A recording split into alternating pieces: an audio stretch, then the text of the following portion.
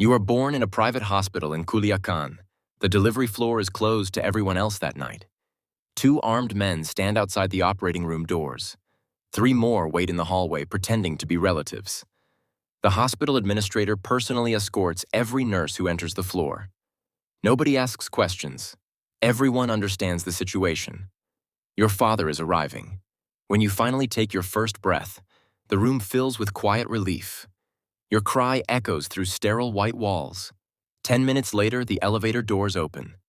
Your father walks down the hallway surrounded by men in pressed shirts and hidden pistols. The nurses suddenly become very polite.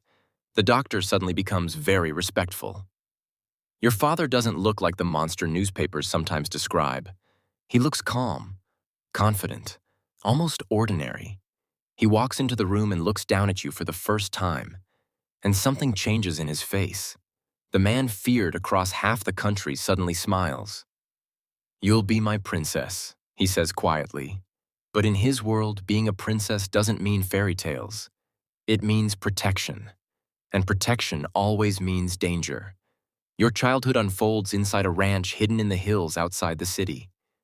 From the air, it looks like a luxury estate. From the ground, it feels more like a fortress. The gates are steel. The walls are high. Cameras watch every corner. Armed men patrol the perimeter day and night. Inside those walls, though, life feels strangely normal. There are gardens with fountains, a swimming pool large enough to host parties, horse stables filled with expensive Paso Fino horses. You have tutors who teach you math, history, and languages. You learn English before most children your age even learn long division. Your bedroom is filled with toys imported from Europe and the United States. Your father buys you anything you ask for, but even as a child, you begin to notice certain strange details. Every car that enters the ranch is inspected. Every visitor is searched. Every phone call is made behind closed doors. And there are always men around.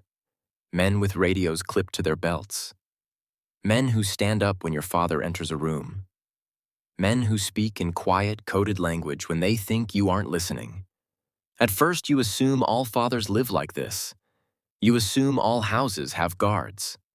You assume all families travel in convoys of armored trucks.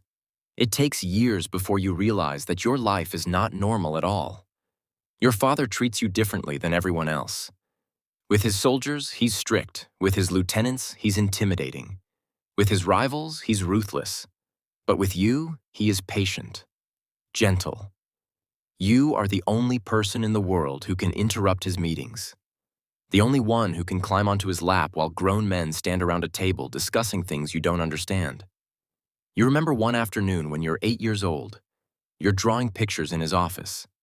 5 men are standing around the table arguing quietly. You hear words like shipment, route, problem. One man says something that makes the others uncomfortable. Your father doesn't raise his voice. He simply looks at him. Then he says 2 words. Handle it. The conversation ends immediately. The men nod. The meeting is over. 2 days later, that man never appears at the ranch again. No one mentions him. And for the first time, you begin to understand something important. In your father's world, decisions are permanent. Your mother tries to shield you from that reality. She insists that you attend school in the United States when you turn 13. So one autumn morning, you leave Mexico for the first time. You enroll in a private school in Texas. Suddenly, your life looks almost normal. You wear a uniform. You attend classes. You sit in cafeterias filled with teenagers laughing about homework and gossip. Nobody here knows who your father really is. Officially, he's an agricultural exporter, a successful rancher with international business connections. For the first time in your life, you walk through a mall without armed escorts. You order coffee without someone scanning the exits. You sit in movie theaters without bodyguards standing nearby. It's strange, it's exciting, and it's terrifying. Because you realize something you had never experienced before. Freedom. But freedom comes with a strange feeling. You feel invisible. For most people, invisibility is normal. For you, it feels almost unnatural.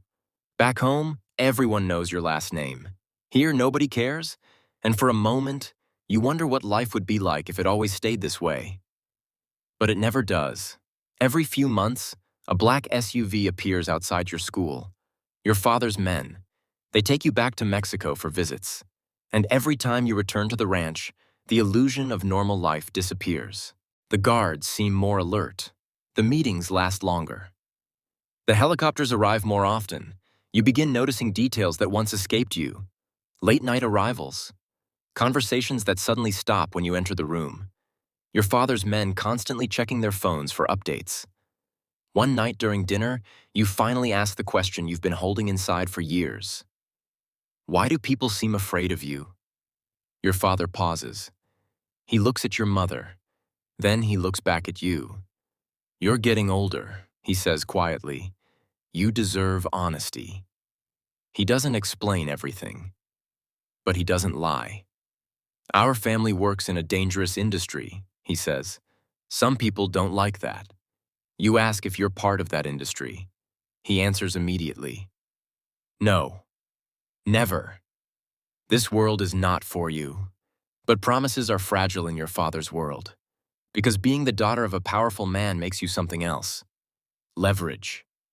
At 17, you're driving with your security convoy outside the city. 2 vehicles in front, 1 behind. Suddenly, another car appears. Then another. No license plates. Your driver immediately understands. He accelerates. The convoy turns sharply onto a different road. The vehicles behind you follow. For 3 minutes, your life becomes a blur of speed, shouting, and screeching tires. Then your security team does something decisive. The convoy splits. 1 vehicle blocks the road behind you. Gunfire echoes briefly in the distance. You never see what happens next. But when you arrive back at the ranch, your father is waiting outside. He hugs you tightly. It's the first time you've ever seen fear in his eyes. From that day forward, everything changes. You never travel alone again. Your phone is monitored. Your movements are restricted. Your life becomes smaller. Not because your father wants control, but because the world he's built has too many enemies. When you turn 20, you enroll in university in Mexico City. You study business administration. Officially, you're preparing to manage the family's legal enterprises. Hotels, restaurants, real estate developments. Your professors see you as a promising student. Your classmates see you as wealthy. But everyone senses something unusual. You arrive with security. You live in a guarded apartment. Your last name makes people curious. Some want to impress you. Some want to befriend you. Some stay far away. You quickly learn something your father understood long ago. Trust is dangerous. Over time, you begin attending family business meetings. Lawyers, accountants, financial advisors. Everything looks legitimate. Contracts, investment reports, construction plans. Your father owns dozens of companies. Some are real businesses. Some exist only on paper. But together, they move billions of dollars across borders and industries. It looks like a normal corporate empire. Except you know the truth. Some of that money comes from a world nobody discusses openly. And that world never truly lets people leave. Your father grows older. The stress becomes visible. His hair turns gray. His face becomes lined with deep wrinkles. He checks every room before entering. He rarely sleeps more than 4 hours a night. One evening, you sit with him on the terrace overlooking the ranch. The sun is setting behind the mountains. He watches the horizon silently. Then he says something unexpected. If you had been born into another family, he stops speaking. You wait, but he doesn't finish the sentence. Instead, he sighs. I tried to build something powerful, he says, but power has a price. You ask him a question you've wondered about for years. Could we ever leave this life? He looks at you for a long time before answering. Finally, he shakes his head slowly. Some doors only open one way. Now you are 25. Officially, you're a successful entrepreneur managing several real estate companies. You travel between luxury apartments. You attend high-profile business events. Your name appears in financial magazines. To the outside world, you're a young woman building an impressive career. But behind that polished image is a different reality. You still travel with security. You still check every room before entering. You still live surrounded by invisible threats. You have everything money can buy: private jets, luxury homes, unlimited resources. But you cannot walk through a city anonymously. You cannot trust strangers. You cannot escape the gravity of the last name you were born with. You are the daughter of a powerful man, a princess in a kingdom built on violence, protected by walls most people will never see, admired, feared, but never truly free. And sometimes late at night, when the world is quiet, you ask yourself a question that has no answer. If you had been born somewhere else, would you still be this person? Or would you finally be someone no one is afraid to know?